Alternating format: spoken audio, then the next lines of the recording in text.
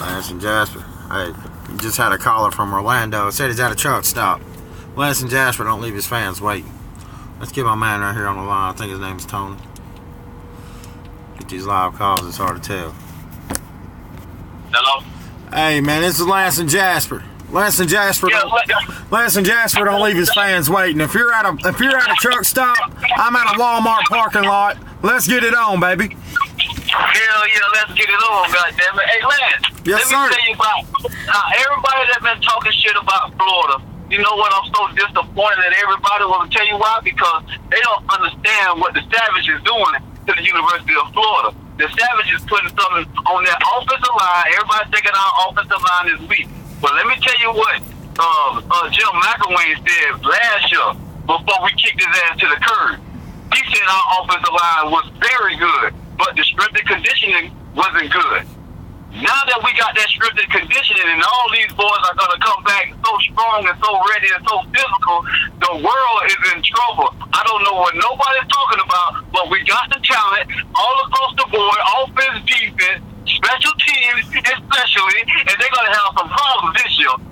Go Gators. Hey, man, I'm right with you, man. I'm right with you. I got to tell you, man, you got me fired up. Don't lose my train of damn thought. You got me so fired up right here in the Gator parking lot. But you're dead on about Savage. And let me say this about this damn offensive line, Gator Nation.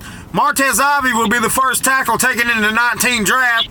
Then Jawan Taylor's the fourth best tackle in the SEC. You got the tackles covered. And let me tell you another damn thing Jim McElwain did. He hired Brad Davis. I love Brad Davis, but you don't come to the SEC to learn how to be a damn offensive line coach. It was a bad hire. These kids ain't had the coaching that they're getting right now from John Hevesy. What school you talking from? North Texas or some shit?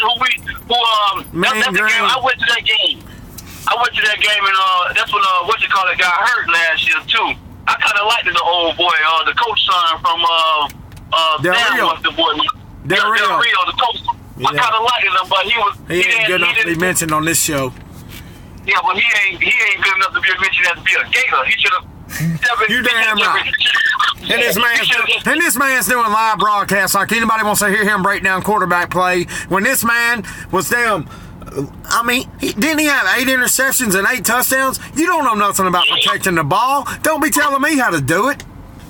Exactly. And let me tell you something about Felipe. A lot of people underestimated Felipe Franks. See, Felipe, he actually is a dual threat when it comes to running that ball. If you ever watched him in high school tape, the man used to do everything. He used to be the kick. He used to be the kicker, the punter. He used to goddamn throw the ball. He was doing everything. He was a team. You're correct. You are correct, man. Felipe Franks didn't have a coach. He called his own damn plays. And if he can turn, whatever the boy name out of Mississippi State, if he can turn that dude right there to a star, he can damn sure turn goddamn Felipe Franks into a motherfucking superstar. Well, Felipe Franks can throw the deep ball better than most people can hand it off. So all he's got to work on is the intermediate and the short. But here's the deal. We got the running backs, we got the defense, and this year we ain't counting on just one receiver or 2 receivers. We got 5 wide, baby. Cleveland, Grimes, Tony, Copeland, my man. Man, when Copeland get that ball in his hand, I don't give a damn if it's in the backfield, if it's just on a hitch, or it's a deep route. I don't give a damn. Guess what? Whenever he touches it, they better not give him no space because he's going to take it all the motherfucking way. We don't call him the football miracle for nothing. I don't label him. He's the football miracle. Well, you're right. When this guy touches the ball, good things happen, man. Miracles happen. This guy can make you miss. Hey, Lance, I'm going to tell you somebody else they better watch out for. The boy Grimes. The other receiver on that outside end. They think he's a deep threat too. I love Cleveland, but Grimes is gonna put us really on the map. It's gonna open the field up. What are you gonna do? You can't pack the ball because we're gonna be able to run because you can't pack the ball because we can spread the ball anywhere. What you want to do? What do they want to do this year? I don't like Georgia. I can't stand nothing about Georgia. They're gonna be too young this year, and we got just about enough players to come back and return the 2 5-stars. DC, he's gonna be bigger and stronger this year. See, they don't understand, like the niggas, they don't even understand these boys are gonna be coming back bigger and stronger. They're gonna be actually living up to their potential. Well, the kid had Well, Jabbar Zuniga had 8 tackles for loss, 4.5 sacks. That's more production than Georgia's defensive line coming back. And that's without. And you would expect that to, at least the sacks, you might see him get 6 to 7, but the tackles for loss, you're looking from 12 to 15 from Jabbar Zuniga this year in a Todd Grantham defense. Hey, Lance, and that's without a strength and conditioning coach. Exactly, man. These boys made it to Atlanta without strength and conditioning. These boys made it to Atlanta without coaching. Now they got a leader to get on there and win it all, and the Gators will win the SEC this year. I'm looking at a national championship team. I'm looking at what this year.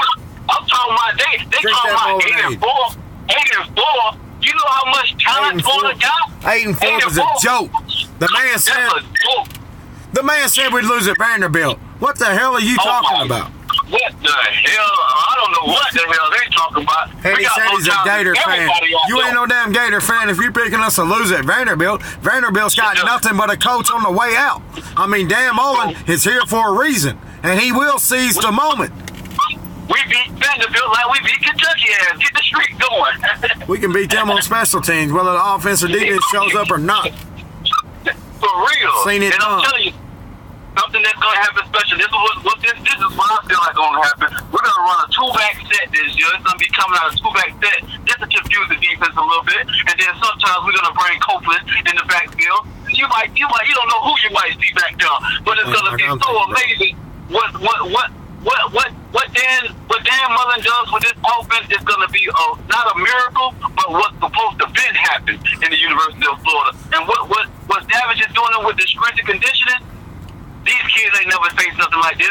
They finally loving football again. They wasn't loving football. It was too easy. Everything was given to them. That's why they got in trouble so much last year. This time, I know we had the little incident with the little gambler thing or whatever, but nip that in the bud. That was because they was losing last year. There was a whole bunch of bullshit. Deontay Lewis and all that bullshit.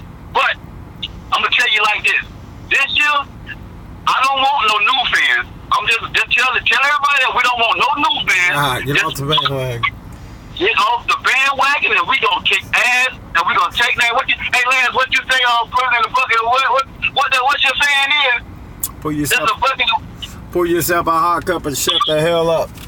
You shut the hell up. Hey, go get them, like my damn goddammit. peaches don't shake my tree, son. Because here's the deal: when you look at Dan Mullen. You look at the recruits that we have that could be X factors in Copeland and Emory Jones, Trey Dean, Amari Burney, Iverson Clement, Damian Pierce.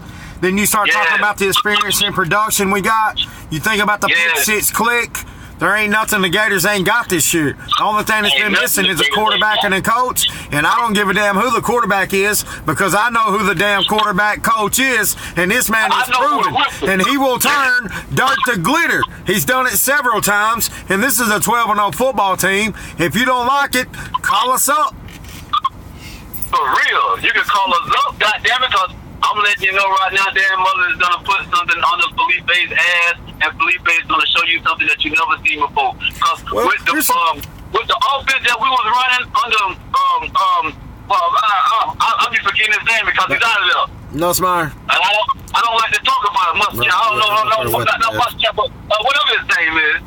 But it was Nussmeier and all them other coaches, and I can't stand it because the offense was just predicated one way. It was a play that does this, and that's the target. But on the Mullen's offense, it's a lot of options.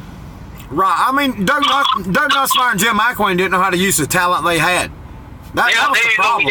Even though we had a few pieces left after losing Cleveland, after losing Callaway and Scarlett, they didn't know how to use the talent we had. Darius Lemon's never seen the field. They didn't know what they was doing. They developed Felipe definitely wrong, and they're going to understand what a real quarterback whisperer is. They're going to understand Felipe can read the short routes are really going to be easy for him. It's just going to be the deep routes what's going to set America off when he got them two fast-ass dudes out on the end of Cleveland and goddamn Grimes over there. And it's going to be, and I forgot to talk about my boy,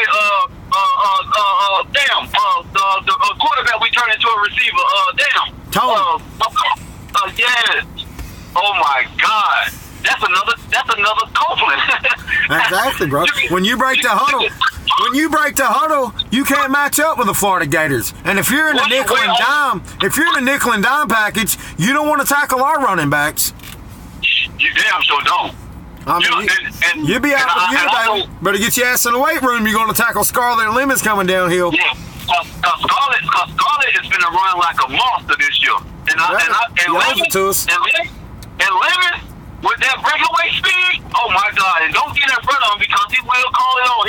He does like contact. No, he'll hurt you. He'd rather hurt you than run around you. He's violent. Yeah. He tweeted out the other day he's violent. I mean, this kid will hurt you. So he's a fourth quarter nightmare, just like Damian Pierce and just like Jordan Scarlett. I mean, these guys can get yards after contact, and that's what separates great backs from elite backs. And the Florida Gators, we got 3 elite backs, and the Michael P. Ryan, he had 9 touchdowns in 11 games, and we ain't even counting on him. Yes. That's sick. And don't let me talk about this defense that we got coming back. Oh my God. Tell me up. We got about 5 minutes left, so tell me about this defense. And whatever you want to talk about, hit me up for 5 minutes. Let's get on this defense. We talked the offense. Let's talk about this defense. Talk about David Reese. Oh my God, look, David Reese is coming back so strong. Last year he wasn't that strong. I've seen him get beat in the trenches a couple times with a couple of running backs. But this year, he's going to stand up in the paint. He's going to be putting them dead on their ass. And I'm going to tell you another linebacker to watch out for. Joseph, all right. He coming back? I love him. Oh my God, he's going to be so good this year. Because you know he can already lay the wood. But this time when he got good coaching behind him. And also, because he normally overruns shit, but he always make mistakes. But now, he's going to be very, very good. In the secondary, I got 3 quarterbacks that can lock any receivers down in America besides our receivers. Let me say this about Joseph. Last year, I know last year he was a sophomore, but he didn't play that much his freshman year. I know he had to keep playing against LSU, but he really didn't play that much. So now that he's got the experience on his belt, he's played in some games, I'd expect him to play a lot more under control and in the system, and I agree with you. Joseph and Reese, that's one hell of a combination. And another guy I like is everybody keeps talking about Ventrell Miller. I don't know enough about him to say, but I know this. Jeremiah Moon is going to be a bad man. And I wouldn't be surprised to see Amari Burney step down in that outside linebacker role this year. Yes, the safety that we picked up, yes. Yeah, he won't play safety this year because you got it tied up with Jawan Taylor. Sean Davis is going to start. Brad Stewart. Yeah, which Brad Stewart? Sean Davis will start. Oh, Sean Davis is going to start immediately. But I'm going to tell you this. Yeah, you know who Bernie remind me of? Reggie Nelson. Damn, what the boy is that got drafted by the Falcons? Keanu Neal? Keanu Neal. Yes, sir. Yeah, he'll hit you. That's who he remind me of. He'll hit you. I like him. I love him. The body type, Keanu Neal, he wasn't stated. He moved on. He could play in that box. Just like that Pittsburgh defense. Right. But I'm a Jaguar, just to let you know. But they can play in that box. And boy, it's gonna be a lot of hitting going down in Florida. There's gonna be a lot of scary people coming in. Like they're gonna be scared to come play some Gators this year. What's the toughest game on the schedule? The toughest game on the schedule to me? Yeah. I would have to say if I was a sweating bullets man, the toughest game for me, I don't respect Mississippi State yet because they don't have the talent really. They good on the front foot, but they don't play up to their talent, and they haven't recruited that well. They haven't recruited that well to be the toughest game to me this year. Georgia's too young. Only reason why I say Florida State because of the rivalry. I mean, it's a safe pick. I don't mind nobody saying that on the show. I mean, I ain't gonna argue that. And that's more of a must-win for us, so we can start changing the narrative and start getting some of these 5-stars and these high-rated 4-stars out of school. Yeah, we gotta start giving out free shoes, man. we gotta start. Joy gotta start putting out. Stop giving them all the money and give them to the rest of them kids. Man, that's my favorite Spurrier quote when he said "Free Shoes University, FSU, baby."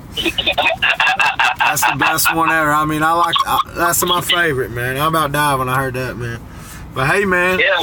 So what's the record? I'm at 12-0. Where are you at? I'm at 12-0, and the least I'm expecting is 11-1. Okay. So, and that's because there's going to be a dog fight in Jacksonville. Well, I was going to tell you, my two toughest games are Georgia and Florida State. I think the rest of them we can win, but I think those two games right there, it's going to take it. And the only reason I throw Georgia in there, I know they're young, but Justin Fields is the X factor. Yeah, that's only if he's playing. But I don't know if they're smart enough to play this kid. If they're not smart enough to play him, we're in good shape. I don't think so either. I think they're going to play for him, and they're going to lose. And when they lose, they're going to make a switch. And I will say this. I don't know if Justin Fields is ready to go against this defense. I'm not sure anybody in the nation is ready to go against this defense. You're looking at a defense that is going to give up less than 20 points a game. You're looking at an offense that's going to score over 34. I mean, that is a recipe for a national championship, son. And it will happen. But listen to this, Lance. How many times did we blitz last year? Very little. Randy Shannon was more vanilla than fucking ice cream, son. Well, guess what? They're gonna see motherfuckers coming from all over their motherfucking board this year. You're gonna see the corners coming in. You're gonna see everybody coming in. It's gonna be some tricky shit going on in Florida. Right. You got 5 NFL draft picks on this defense, bro. Polite, Zuniga, Jefferson, Gardner. Hell, we ain't even talking about Chauncey Gardner yet. That's how damn good we are on defense. That's what I'm saying. Like, and it's David Reese. That's 5, baby. So we got an NFL draft pick at all levels of our defense. We got an all SEC player at all levels of our defense. You can talk about corner, linebacker with Jefferson, Zuniga on the line, and don't forget about Kyrie Campbell in the middle of that defense, going to be a shining star. David Reese in the middle. Man, we got it lit. You got an all SEC tackle and Martez Ivy, all SEC running back. Scarlett, are you kidding me?